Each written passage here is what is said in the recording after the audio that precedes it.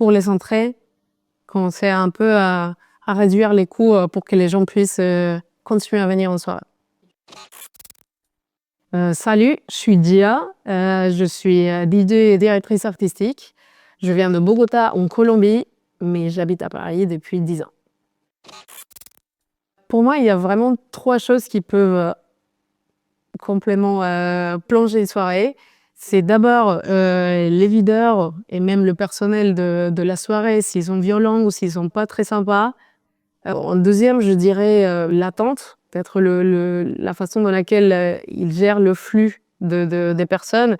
Tu peux facilement passer une soirée entière à faire la queue pour les toilettes ou faire la queue pour aller prendre des verres, ça c'est non. La troisième chose, je pense, c'est les prix élevés. Ça peut vraiment tuer même la culture club. C'est très compliqué si les prix sont assez élevés.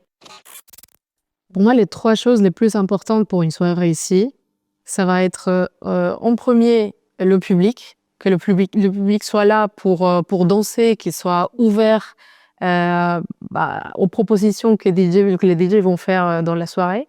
Il y a aussi le système son, évidemment, c'est hyper important. Et je dirais, de façon générale, le respect aussi. C'est-à-dire si les gens ils sont en communion, si le personnel est OK, si tout le monde est là pour passer un bon moment, il n'y a rien à faire, tu vas passer une super bonne soirée. Je dirais pour passer une bonne soirée, il faut gérer sa consommation, que ce soit d'alcool, de stupéfiants.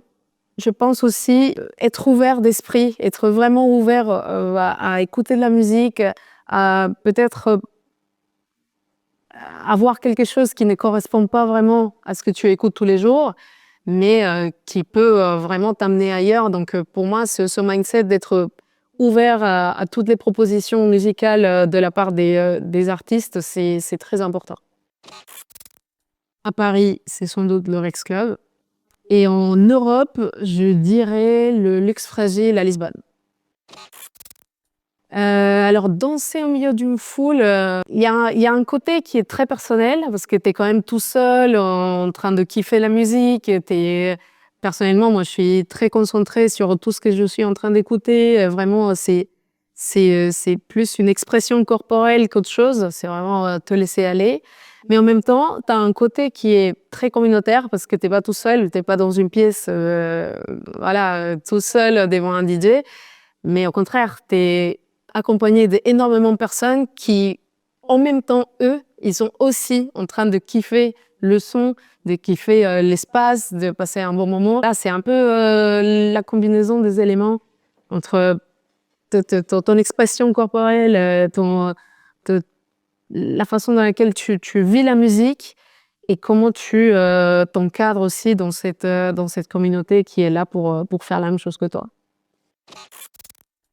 En vrai, à rien. Je pense à rien. Justement, c'est un laisser-aller total. Je me focus sur ce que je suis en train d'écouter. J'essaye de vraiment m'imprégner de tout ça.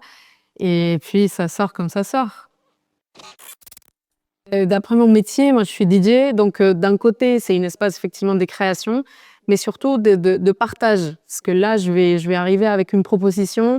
Je vais arriver avec la musique que j'aime, avec mes influences, avec un style qui est particulier.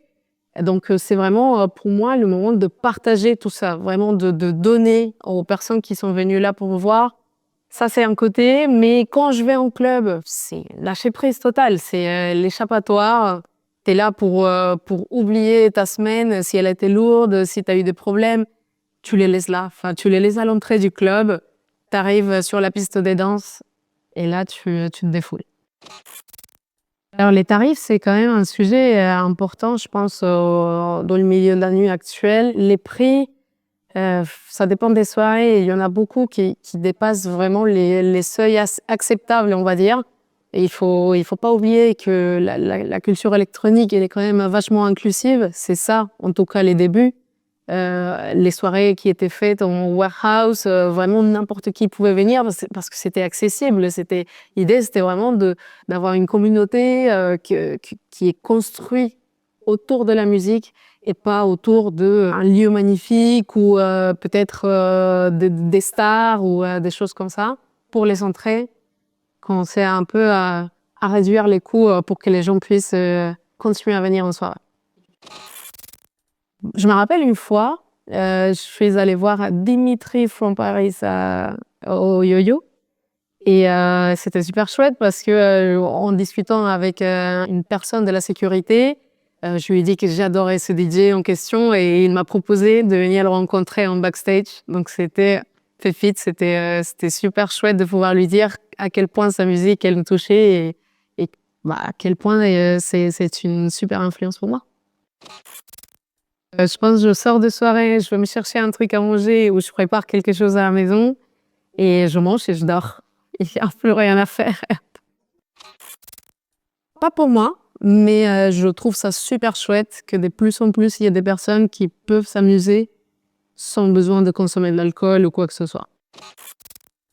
Je suis super d'accord avec ça. Je trouve que ça crée quand même une barrière entre les artistes et le public. Quand tu es en soirée, moi j'ai pu le vivre des deux côtés. Quand je suis derrière les platines, que tu as un premier rang que des gens avec des téléphones en train de filmer la soirée, c'est un peu dommage parce que ça crée justement une barrière entre toi et la personne. T'interagis pas directement et ça t'empêche malheureusement de danser. T'es pas vraiment dans l'expérience qu'on est en train de proposer. Donc c'est un peu dommage. Et de l'autre côté, personnellement, je filme jamais en soirée. Ça m'arrive de prendre une photo ou quoi, hein, mais c'est vraiment très occasionnel. Et si je peux pas danser, si je peux pas écouter pleinement, et ça me coupe ma soirée et c'est ce qui se passe avec le téléphone. Je trouve que cette culture du social media, il est quand même. Alors elle est importante parce que ça permet quand même d'élargir la visibilité de la scène électronique.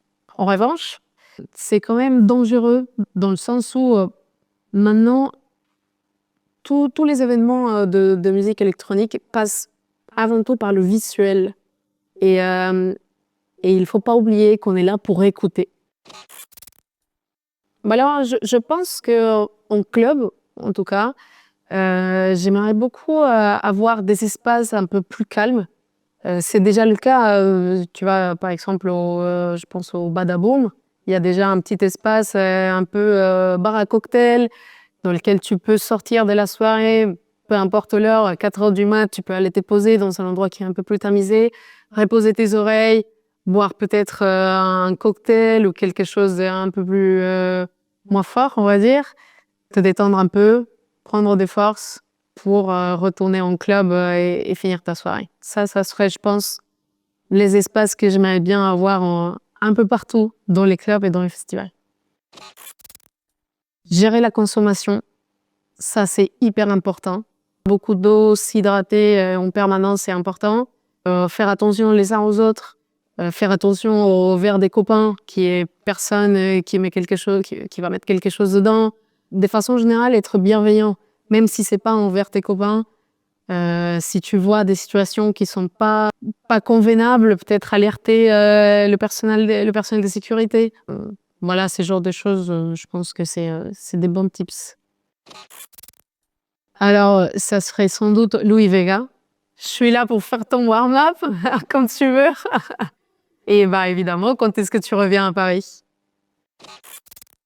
Alors, je pense que ça serait le Deckmantel. C'est un festival vraiment qui m'est cher parce que j'ai découvert la plupart de DJ que j'aime bien aujourd'hui dans ce festival. Donc c'est quand même super chouette. J'attends mes places en DM. Voilà. So Fine de Germán Brigante. C'est un DJ espagnol et c'est DJ Grégory qui me l'a fait découvrir dans un set que j'ai écouté il y a pas longtemps. Quel est le meilleur créneau pour un DJ en soirée? Et pourquoi, évidemment? Continuez à venir en club, soutenez les talents émergents. Ne vous enfermez pas dans un seul style. La musique électronique est très vaste et je suis sûre que dans n'importe quel genre, vous allez trouver une pépite qui va vous faire kiffer.